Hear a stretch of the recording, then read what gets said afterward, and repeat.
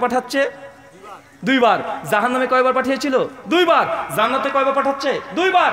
জান্নাতে গিয়ে দেখছে জাহান্নামের চতুর্দিক জান্নাতকে আল্লাহ ঘিরে দিয়েছেন। জান্নাত কি দিয়ে ঘেরা আছে? আল মাকারে। কি দিয়ে? জান্নাত কি দিয়ে? জান্নাত দুঃখ, কষ্ট, যন্ত্রণা, নিয়ম, নীতি এইসব দিয়ে জান্নাত ঘিরে দিয়েছে। কি দিয়ে? চাচা কি দিয়ে জান্নাত ঘেরা? জান্নাত কি দিয়ে ঘেরা? জান্নাত কি দিয়ে ঘেরা? দুঃখ, কষ্ট, নিয়ম নীতি দিয়ে জান্নাত ঘিরে দিয়েছে। জাহান্নাম কি দিয়ে ঘেরা ছিল? জাহান্নাম কি দিয়ে ঘেরা? মানুষের মনের ইচ্ছা, মানে আপনার মন যা চায় তাই করবেন, ডাইরেক্ট জাহান্নাম। আল্লাহ যা চায় তাই করবেন, জান্নাত। জান্নাত ঘেরা আছে নিয়ম নীতি, দুঃখ কষ্ট দিয়ে। নিয়ম নীতি আপনি মনে বুঝতে পারলেন না, চলেন আপনাকে কয়েকটা নিয়ম নীতি বুঝিয়ে দিই।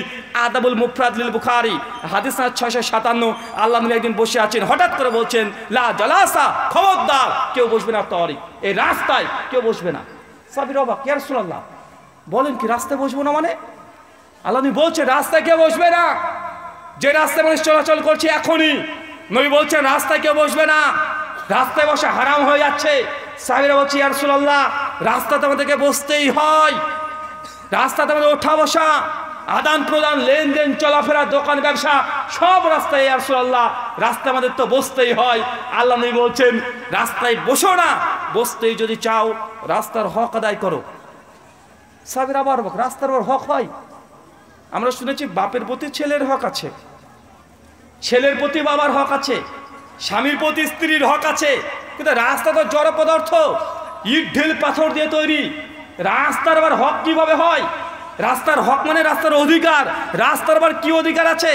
আল্লাহ নবী রাস্তার অধিকারের কথা অনেকগুলো বলেছেন। আদাবুল মুফরাদে ইমাম বুখারী বলে কমপক্ষে 22টা হাদিসের তুরুককে জমা করেছে রাস্তার অধিকার নিয়ে। প্রথম, রাস্তাতে যদি উঁচু নিচু কোনো জিনিস থাকে, রাস্তা যদি ক্ষতিকর পদার্থ থাকে, আল্লাহ নবী বলছেন রাস্তাকে পরিষ্কার পরিচ্ছন্ন রাখতে হবে। রাস্তা যদি উঁচু নিচু থাকে সমতল করে দিতে হবে। রাস্তায় কোনো মানুষ যেন ক্ষতিকর পদার্থের দ্বারা আক্রান্ত না হয়, রাস্তাকে পরিষ্কার পরিচ্ছন্ন রাখতে হবে। কথা বোঝা গেল? আমি মনে বোঝাতে পারছি না, বুঝতে পারছেন তো আমার কথা? আচ্ছা কে কে আমার কথা বুঝতে পারছেন একটু হাত তোলেন তো। হ্যাঁ দেখেছেন, দেখেছেন তো এসব কি হয়েছে বলেন তো? চাচা কি প্রশ্ন করেছি? আমরা হুজুগে বাঙালি, আর আপনার তো অর্ধেক বিহারি অর্ধেক বাঙালি, মানে দুই মিক্সড আমরা, তাই না ভাইজান? আমি প্রশ্ন করলাম কে কে বুঝতে পারছেন না তারা হাত তোলেন। আপনার কারা তুলেছিলেন বা?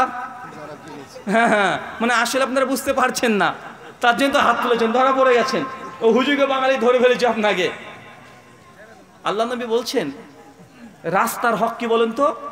রাস্তাতে যদি উঁচু নিচু থাকে, কোনো ক্ষতিকর পদার্থ থাকে, এটা সরিয়ে ফেলতে হবে। যদি না সরান রাস্তায় চলাচল আপনার জন্য জায়েজ নয়, নিষিদ্ধ। রাস্তায় একটা ট্যাক্স, ইন্ডিয়াতে আমরা গাড়ি নিয়ে চলাচল করছি, ইন্ডিয়াতে রোড ট্যাক্স লাগে কি লাগে না? লাগে না? অবশ্যই লাগে। ঠিক ইসলামী রাষ্ট্রে ইসলামী রোড ট্যাক্স আছে। সে রোড ট্যাক্স কি?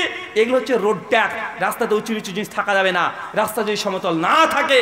কবে মমতা দিদি বা আপনাদের বিহারের প্রেসিডেন্ট মুখ্যমন্ত্রী কে আছে নীতিশ কুমার কবে আপনাকে রাস্তা করে দেবে? মুসলমান এই অপেক্ষা বসে থাকতে পারে না। এলাকার যুবক তরুণদের কাজ প্রত্যেক বাড়ি থেকে 200-500 টাকা করে চাঁদা তুলে সঙ্গে সঙ্গে এলাকার রাস্তাকে সমতল পরিষ্কার পরিচ্ছন্ন রাখা, এটা রাস্তার হক। যদি আদায় না করেন রাস্তাতে আপনার চলাই জায়েজ নয়। মায়েদেরকে বলি, আসার সময় দেখলাম আপনাদের এলাকাতে ঢোকার সময়তে রাস্তার উপরে অনেকগুলো গরু মহিষকে বেঁধে রেখে দিয়েছে। রাস্তাতে প্রস্রাব পায়খানা করছে, গোবরের দুর্গন্ধে টিকা যাচ্ছে না, রাস্তাকে অপরিষ্কার ও পরিচ্ছন্ন রেখে দিয়েছে। এটা রাস্তার হককে নষ্ট করা হচ্ছে। যদি রাস্তাকে পরিষ্কার পরিচ্ছন্ন করতে না পারেন, গরুকে বাঁধা না যায়, হারাম নয়, বাঁধতে পারেন, কিন্তু গরু যদি গোবর যদি দিয়ে দেয়, যদি প্রস্রাব যদি করে দেয়, দ্রুত যত তাড়াতাড়ি সম্ভব আপনার বাড়ির চাইতে রাস্তাকে পরিষ্কার পরিচ্ছন্ন রাখা এটা রাস্তার হক। যদি আদায় না করেন রাস্তাতে গরু ছাগল বাঁধা জায়েজ নয়। কথা বুঝতে পারলেন না মনে হয়? কঠিন মনে হচ্ছে? আরে এটা ইসলাম। ওই যে আল্লাহ নবী বললেন জান্নাত ঘেরা আছে কি দিয়ে? নিয়ম নীতিমালা দিয়ে, এটা হচ্ছে নিয়ম নীতি। মানে রাস্তায় চলবেন, নিজের ইচ্ছে মতো চলতে পারবেন না। রাস্তায় চলতে হলেও রাস্তার সম্মান রক্ষা করতে হবে, রাস্তার অধিকার আছে, রাস্তার হক আদায় করতে হবে, রাস্তার আদাব আছে। যদি পালন না করেন রাস্তা দিয়ে চলাচল আপনার জন্য জায়েজ নয়। অনেক সময়তে দেখা যায় রাস্তাতে উঁচু নিচু আছে, দ্রুত 24 ঘন্টার মধ্যে আগামীকাল সিদ্ধান্ত নিতে হবে রাস্তাকে পরিষ্কার পরিচ্ছন্ন করার। এটা ইমানি দায়িত্ব, এটা সরকার কবে করবে? মুসলমানের বাচ্চা তার অপেক্ষায় থাকতে পারে না। নিজের দায়িত্ব, অলঙ্ঘনীয় দায়িত্ব রাস্তাকে পরিষ্কার পরিচ্ছন্ন করা। মুসলিম মানে কি জানেন চাচা? আমরা কি মুসলিম না? মুসলিম কি ভাষা? আরবি। মুসলিমের বাংলা মানে কি হবে একজন বলেন তো? হ্যাঁ, মাশাআল্লাহ, ইয়াং ছেলে পিলে বেশি বলে দিচ্ছি রে বাবা। আপনারা চাচা কি করছেন? আমি খুব কষ্ট পাচ্ছি, আজকে খুব কষ্ট পাচ্ছি চাচা। আমরা নিজেকে মুসলিম দাবি করছি, কিন্তু মুসলিমের বাংলা মানে কি এটাই জানি না। মুসলিম মানে কি? আত্মসমর্পণকারী। কি আত্মসমর্পণকারী? যে ব্যক্তি নিজের সমস্ত ইচ্ছা আল্লাহর কাছে সমর্পণ করে দেয়, তাকে আরবিতে কি বলা হয়? মুসলিম। মানে আপনার কোনো ইচ্ছা থাকবে না, আপনার যা ইচ্ছা সব কার কাছে সমর্পিত হবে?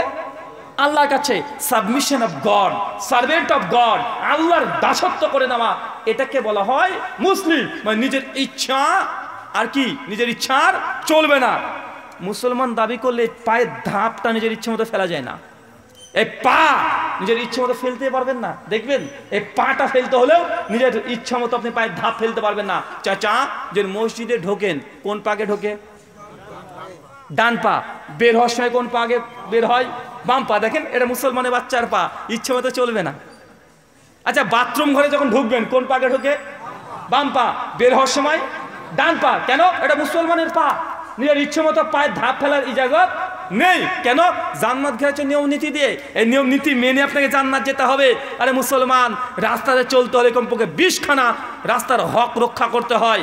আল্লাহ নবী হঠাৎ একদিন বলছেন, খবরদার 3টে জায়গাতে প্রস্রাব পায়খানা ফেরো না। সুনান আবু দাউদ কিতাবুত তাহারাত হাদিস 25 এবং 26। তার মধ্যে এক, যে জলাশয় থেকে মানুষ পানি ব্যবহার করে উপকৃত হয়, ওই জলাশয়ে প্রস্রাব পায়খানা করা জায়েজ নয়। মানে এলাকায় যদি করে পুকুর থাকে, যে পুকুরে মেয়েরা মায়েরা থালা বাসন মাজছে, কাপড় কাচ্ছে, গোসল করছে, ওই পুকুরের আশেপাশে বা পুকুরের মধ্যে থুতু ফেলা, কাশ ফেলা, প্রস্রাব করা, পায়খানা ফেলা জায়েজ নয়।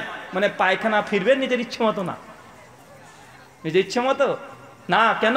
মুসলমান যে আপনি, মুসলমান মানে কি? আল্লাহর কাছে বিক্রি হয়ে গেছেন। মুসলমান মানে কি?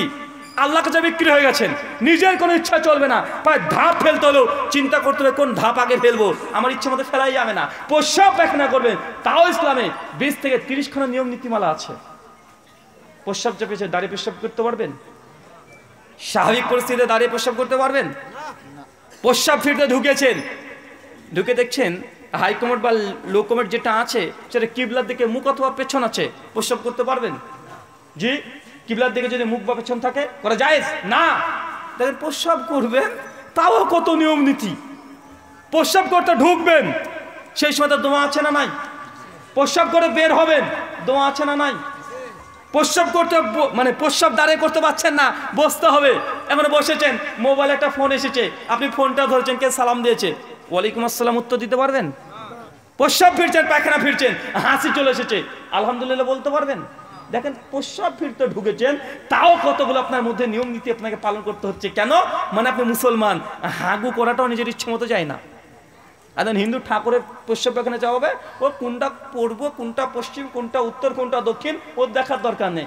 দাঁড়িয়ে আছে না বসে আছে না শুয়ে আছে না ডিগবাজি মারছে, এটা দেখার দরকার নেই। ও চাপিয়েছে, কল কল কল কল করে ঢেলে দিয়ে চলে আসবে। কিন্তু আপনি কি, আপনি কি বলেন তো? মুসলমান মানে আপনি বিক্রি হয়ে গেছেন, নিজের ইচ্ছা আর চলবে না। এটার নাম মুসলিম। আপনাকে বুঝাতে পারলাম না, আপনি ইসলামটাকে বুঝতে পারলেন না, যে আপনি যে নিজেকে মুসলিম দাবি করছেন, মুসলিম বললে কত দায়িত্ব যে আপনার কাঁধে পড়ে পড়ে যায়, আপনি বোঝার চেষ্টা করেনি। আল্লাহ নবী বলছেন জান্নাত ঘেরা আছে কি দিয়ে? নিয়ম নীতি, দুঃখ কষ্ট দিয়ে। এখানে নিয়ম নীতি দেখেন, আল্লাহ নবী বলছেন রাস্তাতে বসো না, বসতেই যদি চাও রাস্তার হক আদায় করো। রাস্তার হক কি?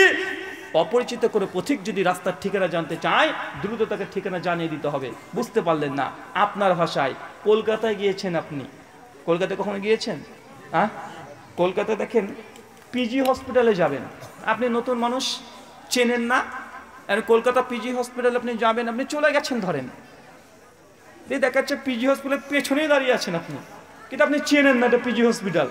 এবং আপনি তো কোনো ট্যাক্সিওয়ালাকে যদি বলেন দাদা একটা পিজি হসপিটালে যাবো, একটু দাদা একটু নিয়ে যাবেন, কোথায় কোন দিকে জানেন, যখন এই কথা বলবেন না, ওই ট্যাক্সি ড্রাইভার খুব চালু মাল, ও তখন বুঝে নিয়েছে হে মাল নতুন, আর তোর পেছনে পিজি হসপিটাল, তুই বলছিস কোন দিক দিয়ে পিজি হসপিটাল, ও তো বলে আরে দাদা আসলে ঠিকই আছে, কোনো সমস্যা নেই, আপনি গাড়িতে চাপুন, আপনাকে আমি পিজিতে নামিয়ে দিচ্ছি, খুব ভদ্র ব্যবহার করবো।